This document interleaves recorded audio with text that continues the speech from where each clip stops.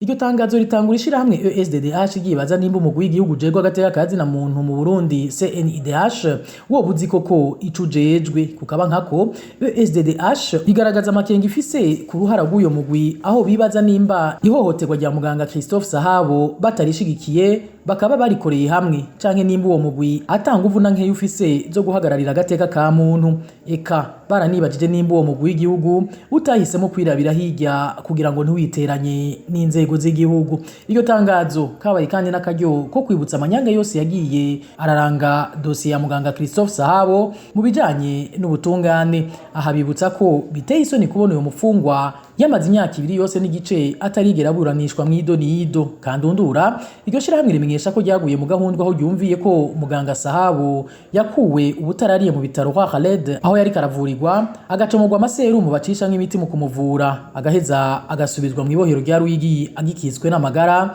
Ibohero riri ku birometero birenga 150 vyaho yari karavurirwa.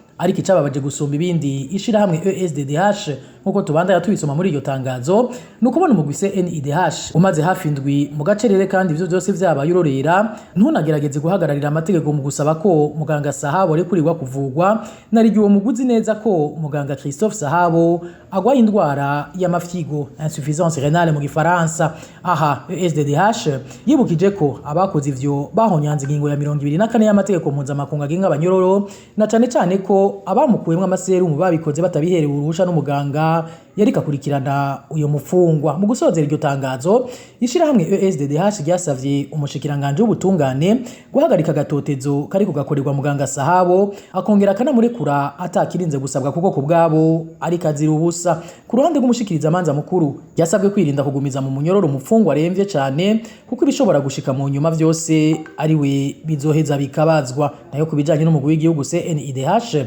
ESDDH yawusavye kuva mu gacerere ukavugira muganga SAHABO Christophe n'abandi banyororo bose bafunzwe mu buryo butabereye kiremwa muntu. ESDDH yanasavye ishimitse amashirahamwe aharanira agateka ka muntu yaba ayakorera mu Burundi canke mvamakungu gukurikiranira hafi dosiye ya muganga SAHABO akongera akanagenzura uko amategeko ajanye n'abafungwa akurikizwa canke yubahirizwa. Ayo mashirahamwe yanasabwe kandi kwibutsa umugwi CNIDH ucujejwe akawibutsa cane ko wigenga utagomba rero gukorera mu kwaha kwa leta.